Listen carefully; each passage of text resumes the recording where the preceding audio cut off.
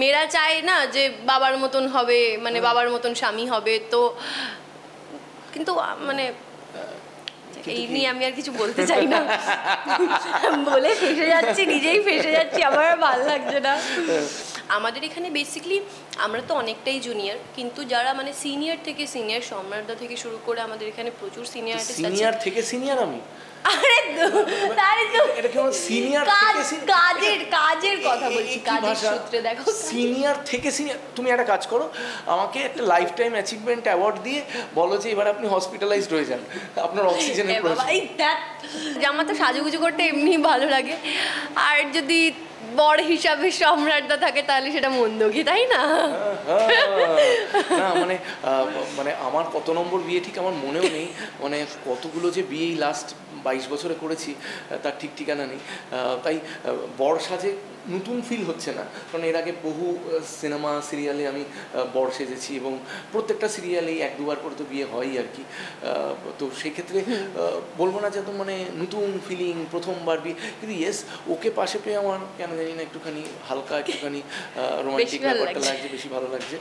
কারণ যেটা হয় যে মানে মানুষ তো সবসময় হয় না নিজে থেকে কম বয়সী মেয়েদের প্রতি বেশি আকৃষ্ট থাকে, তো তাই জন্য ও আমার থেকে অনেকটা কম, তো তাই জন্য হ্যাঁ কম এ আর কি, মানে তোমার কম মানে অন্য কিছুতে কম নয়, মানে কম বয়সী আর কি।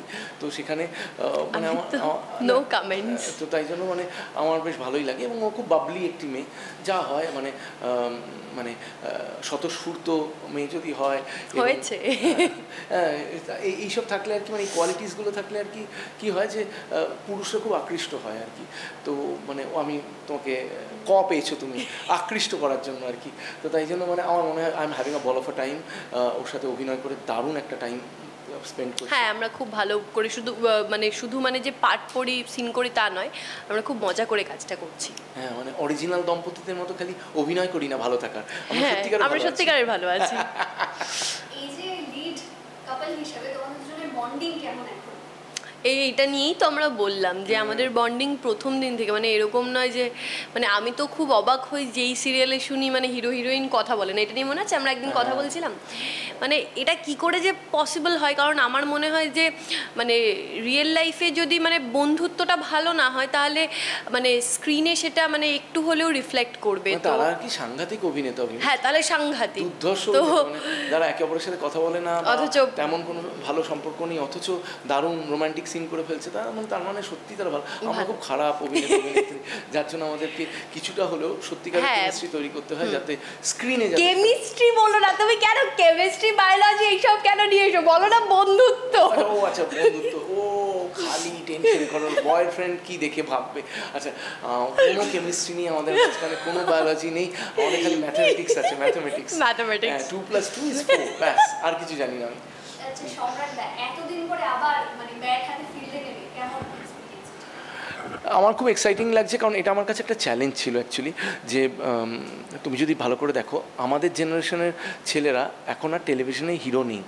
সত্যি কথা বলতে তুমি যে কোনো চ্যানেল দেখো, যে চ্যানেলে যে ছেলেগুলো যারা আছে আর কি, মানে যারা মানে অভিনয় করছে, মানে হিরো হিসেবে অভিনয় করছে, তারা সবই এই মানে এই গত লাস্ট দশকে এসেছে, মানে 7-8 বছরে এসেছে সবাই, এবং সবারই বয়স আর কি within 20s or late 20s এই আর কি।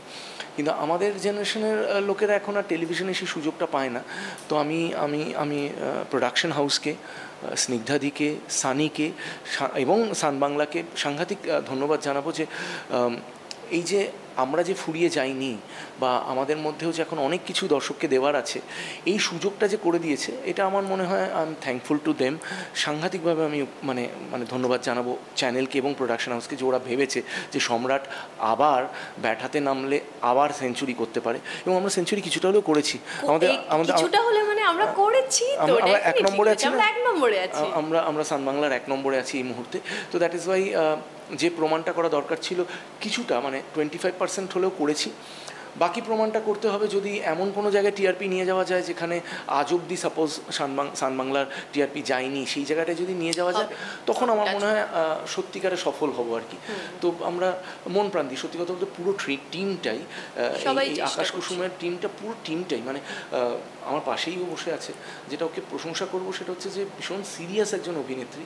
মানে একটা সিন পাওয়ার পর সঙ্গে সঙ্গে সেটাকে মুখস্থ করে ফেলা, এবং মেকআপ রুমে যদি ভিড়ভাড়টা থাকে সেখান থেকে দূরে চলে গিয়ে বাইরে গিয়ে মুখস্থ করে আবার মেকআপ রুমে ফেরা, এবং যখন ফ্লোরে যাচ্ছে সে কিন্তু পুরো সিনটা ভালো করে জানে, এবং শুধু সিনটা জানে তা নয়, আগের সিন পরের সিন কী হবে বা গল্প কী ধারায় এগোচ্ছে পুরোটা জানে, মানে যেটাকে আমরা টেকনিক্যাল ভাষায়, মানে দর্শক হয়তো বুঝতে পারবেন না, ওয়ান লাইনার বলে, ওয়ান লাইনারটা পুরোটা জানা আর কি। তো এটা সবাই সবসময় করে না, এবারে সেটা কিন্তু কথা বা ডালির মধ্যে সেই কোয়ালিটিটা আছে আর কি। এবং খালি ও নয়, খালি ওকে বউয়ের প্রশংসায় পঞ্চম, এটা তো মানে সুখী সংসার করতে গেলে তো সুখী দাম্পত্য জীবন। তো তাছাড়া বলবো যে সবাই মানে এই সিরিয়াল আমাদের এখানে বেসিক্যালি আমরা তো অনেকটাই জুনিয়র, কিন্তু যারা মানে সিনিয়র থেকে সিনিয়র, সম্রাটদা থেকে শুরু করে আমাদের এখানে প্রচুর সিনিয়র আর্টিস্ট আছে। সিনিয়র থেকে সিনিয়র আমি আরে তাই তো এটা কেমন সিনিয়র থেকে কাজের কথা বলছি, কাজের সূত্রে দেখো সিনিয়র থেকে সিনিয়র। তুমি একটা কাজ করো, আমাকে একটা লাইফ টাইম অ্যাচিভমেন্ট অ্যাওয়ার্ড দিয়ে বলো যে এবার আপনি হসপিটালাইজড হয়ে যান, আপনার অক্সিজেনের প্রয়োজন। তো না, আমি যেটা বলতে চাইছি যে মানে তোমরা তো অনেকটা জানো আর আমরা জানাটা শুরু করেছি, কিন্তু এখানে কেউই এরকম নয় যে জানি বলে মানে খুব মানে বিষয়টাকে টেকেন ফর গ্রান্টেড নেব। সবাই পাঠ পড়ার সময় পাঠ একসাথে পড়ি, তারপরে এর ভুল হলে আমরা মানে একে অপরকে হেল্প করি যে এটা এরমভাবে করলে হয়তো বিষয়টা বেটার লাগবে দেখতে। তো মানে আমরা এটা ফ্যামিলি হয়ে গেছে, মানে একেবারেই মনে হচ্ছে না যে একটা নতুন সিরিয়াল শুরু হয়েছে। একেবারে মানে আমি যেদিন থেকে ঢুকেছি সেদিন থেকে আমার মনে হচ্ছে যে মানে হ্যাঁ অনেক বছর ধরে চিনি। মানে ইনফ্যাক্ট প্রথম দিন যেদিন আমি ওর সাথে শ্যুট করছিলাম, প্রোমোটার শ্যুট, সেই দিনই আমার খুব সহজ সরল মেয়ে মনে হলো। কারণ আমাকে জিজ্ঞেস করলাম তুমি কোথা থেকে এসেছো, তুমি এর আগে কী করতে, তুমি কোন স্কুলে পড়তে, কী যা হয় যেটা একে অপরকে জানার ইচ্ছা থাকে। ও কিন্তু খুব সহজ সরলভাবে ওর পুরো আত্মকাহিনী, যেটা বলি আমরা জীবনের কাহিনী, পুরোটাই সহজ সরলভাবে আমার কাছে বললো আর কি। তো অনেকেই আছে যেটা চেপে যায়, লুকিয়ে যায়, কতটুকু বলবো না, অর্ধেক বলে বা হয়তো বলেই না, খুব ভাষা করে বেরিয়ে যায়, কিন্তু পুরোটা আমাকে খুব ফ্র্যাঙ্কলি বললো। তখনই আমার মনে হলো যে মানুষটা আর যাই হোক না কেন বেসিক্যালি একটা জেনুইন মানুষ। তো আমার মনে হয় যে ভালো অভিনেত্রী হওয়ার জন্য বা ভালো অভিনেতা হওয়ার জন্য মানুষটা জেনুইন হওয়াটা খুব দরকার। তো সেটা আমার মনে হয় যে ওর মধ্যে আছে। বলি তো আমার স্বামী সবসময় বউয়ের প্রশংসায় পঞ্চম, এই নিয়ে কিছু বলার নেই। জুটি হিসেবে তোমরা দর্শকের কাছ থেকে কেমন রেসপন্স পাচ্ছ? খুব ভালো রেসপন্স, কারণ এটা তো সত্যি আমি আশা করিনি যে মানে আয়ুষ গঙ্গাকে, আমি এটা আগেও বললাম যে আয়ুষ গঙ্গাকে যেভাবে দর্শকরা ভালোবেসেছিল, আমি মানে সত্যি আশা করিনি যে মানে পর ব্যাক টু ব্যাক তো এই প্রজেক্টটা, তো রক্তিম ডালিকে এতটা এরমভাবে আপন করে নেবে মানে আমি সত্যিই কল্পনা করতে পারিনি। কিন্তু আমি দেখলাম সত্যিই খুব ভালো রেসপন্স, মানে রক্তিম ডালিকে মানে স্পেশালি মানে যারা ফ্যান পেজ, মানে ওরা এতটা মানে কি লিখেছে একটু বলো না, একটা দুটো লাইন। ওরকম ভাবে লেখে নাকি, মানে ওরা কোনো প্রশংসা না, ওরা পোস্টটা এডিট করে প্রত্যেক দিন ছাড়ে নতুন আমাদের ধরো যেগুলো ভিডিও মানে আমাদের সেটা তো পেজ বুস্ট করার জন্য করেছে। তোমারটাতে তুমি কি করে বুঝলে? না, আমার মনে হচ্ছে যে ডেফিনেটলি মানে যদি যেটা পছন্দ নয় সেটা আমি কেন আমার ফিডে পোস্ট করব, তাই না? তো নিশ্চয়ই ভালোবাসছে। আর তার সবচেয়ে বড় প্রতিফলন তো হচ্ছে আমাদের টিআরপি। বাবা এটা বারবার বলছি, এত অহংকারী লাগছে নিজেকে। না মানে আমি খুব খুশি অ্যাকচুয়ালি। না আমি বলি, আমি আমার ফিডে বা আমার সোশ্যাল হ্যান্ডেলসগুলোতে আমি পেয়েছি যে দুজনকে দারুণ লাগছে দেখতে, খুব ভালো মানিয়েছে, ব্লা ব্লা ব্লা, এইসব সেটাই কথাটা শুনতে চাইছিলাম তোমার মুখে, কিন্তু কিছুতেই বলবে না, ওর ব্রেকআপের ভয়ের চোটে। তাই আমি বলে দিলাম যে মানে অনেকেই প্রশংসা করেছে দুজনকে খুব ভালো মানিয়েছে, মানে এরকম মনে হয়নি যে মানে খুব বয়সের বৈষম্য আছে বা কিছু। কিন্তু হ্যাঁ, গল্পটাতে মজাটাই সেটা যে মানে ভদ্রলোক কিন্তু একটু বড় আর কি মেয়েটার থেকে, কিন্তু আজকাল তো দেখা যাচ্ছে মেয়েরা বড় ছেলেদেরই বেশি পছন্দ করে। আজকাল কেন, এটা তো মানে বাজার গরম তো এখন বড় ছেলেদেরই, ছোট মেয়েরা বিয়ে করছে, এই নিয়ে তো কত নিউজও তৈরি হচ্ছে, তাই না? না মানে এটা কিন্তু মানে আমি বলছি না মানে আমার পার্সোনাল লাইফে তেমনি নয়। সাইফ আলী খান তো কারিনা কাপুরকে কোলে বসিয়েছে ছোটবেলায়। আমি তো সেটাই বলছি, আমাদের মা বাবার কি হতো, আমার মা বাবারই 10 বছরের ডিফারেন্স দুজনের। তো মেয়েরা চায় না যে বাবার মতন হবে, মানে বাবার মতন স্বামী হবে। তো কিন্তু মানে এই নিয়ে আমি আর কিছু বলতে চাই না, বলে ফেসে যাচ্ছি, নিজেই ফেসে যাচ্ছি, আমার আর ভালো লাগছে না। না না, এই পার্টিকুলার মানে আমাদের এই নিউজ প্যাকেজটা কিন্তু কোনোভাবে তোমার বয়ফ্রেন্ড অবধি যাতে না পৌঁছায়, আর বয়ফ্রেন্ড অবধি পৌঁছালে তার বাড়ির লোকের কাছে যাতে না পৌঁছায়। আচ্ছা আচ্ছা, বাড়ির লোক বেশি সন্দেহ করছে তোমাকে? ও হো, আচ্ছা, একদিন বাড়ির লোকের সাথে আমার কথা বলতে হবে। হ্যাঁ, আচ্ছা, আমরা তো এখন মানুষ সবাই ভীষণ বেশি প্র্যাকটিক্যাল হয়ে গেছে, তো তোমাদের সিরিয়ালের নামই যেমন আকাশ কুসুম, তো এই রকম আকাশ কুসুম কি স্বপ্ন ছোটবেলায় দেখতে যেগুলো এখনো যেগুলোর কথা মনে পড়ে, যেমন আকাশ কুসুম কোনো ড্রিম ছিল? তুমি বলো।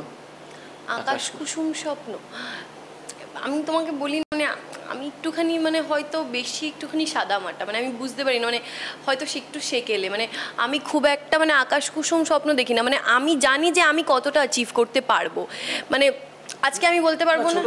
মানে প্রশ্নটা হচ্ছে ছোটবেলায় তো আমরা অনেক সময় আকাশ কুসুম স্বপ্ন দেখি, বা ইনফ্যাক্ট ছোটবেলায় কেন কিছুটা বড় হয়েও বড় বড় স্বপ্ন দেখি। তাহলে তো সেটা আমি বলতে পারি যে এই যে আমি যেই কাজটা করছি, মানে কোনো সময় আমি ভাবিনি এই প্রফেশনে আসবো বা এটা নিয়ে কিছু করবো, আমি তুমি জানো যে আমি আমার কোনো ইয়েই ছিল না, কিন্তু ওই হয় না সবাই মিররের সামনে দাঁড়িয়ে চুলাচড়া হিরোইনদের মতন এরকম সরি এইসব করে, তো সেগুলো তো আমিও করতাম, তো ভাবিনি এটা হয়ে গেছে। কিন্তু যদি আমি বলি মানে আকাশ কুসুম স্বপ্ন দেখা অ্যাজ মানে এটা আমাকে অ্যাচিভ করতেই হবে বা এরকম কিছু না, আকাশ কুসুম বলতে মানে যেটা তুমি ভাবতেই পারো না সেটা, মানে ধরো এই যে আজকে একজন একটা সিরিয়ালের মানে নায়িকা হয়ে তুমি, এটা তো ডেফিনেটলি আমার ভাবার বাইরে, এত আমি করছি। নিউজ চ্যানেলস, এত পোর্টালস তোমার ইন্টারভিউ নিচ্ছে, সেটা তো নিশ্চয়ই একটা আকাশ কুসুম স্বপ্নই ছিল। হ্যাঁ, এটাই তো আকাশ কুসুম স্বপ্ন আমার জন্য, মানে অ্যাটলিস্ট আমার জন্য।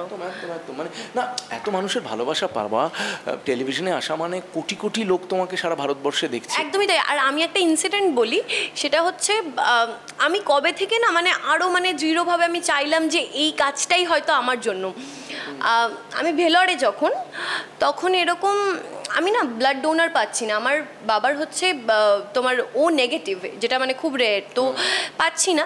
ওখানে হচ্ছে তোমার বাংলাদেশের, তারা হয়তো বাংলাদেশ কি বীরভূমের, ওনারা আমার গাঁটছড়া দেখেন, সেই রেফারেন্সে আমাকে উনি ব্লাড জোগাড় করে দিয়েছেন ওর সাথে কথা বলে। তুমি ভাবতে পারছো মানে মানুষের ভালোবাসায়, মানে স্ক্রিনে ওরা দেখে আমাদের এতটাই ভালোবাসে, আমি তো তার কেউ নই, তো আমাকে কেন হেল্প করবে? এক্স্যাক্টলি না না, মানে একেবারে আর আমার আকাশ কুসুম স্বপ্ন হচ্ছে যে আমি সফল হই, এবং আমি মানে সামহাও কেপ্রিকন, যেহেতু মানে আমার বয়স যাই হোক বা আমার সিনিয়রিটি যাই হোক বা এত বছর ধরে ফিল্ম ইন্ডাস্ট্রিতে যুক্ত আছি, স্বপ্ন দেখতে আমি বন্ধ করি না, এবং আমি বিশ্বাস করি যে স্বপ্ন দেখে তার স্বপ্নই পূরণ হয়, যে স্বপ্নই দেখে না তার তো কিছু পূরণ হওয়ার নেই।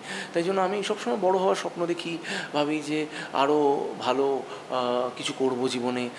আর এখন যেটা ভাবি, এই বয়সে এসে যেটা ভাবি, যে নিজের জন্য তো করলামই, সমাজের জন্য যাতে কিছু করে যেতে পারি, যাতে আমি মরে যাওয়ার পর একেবারে একটা ছবি হয়ে দেওয়ালের গায়ে না ঝুলি, যাতে লোকের মনে থাকি আর কি।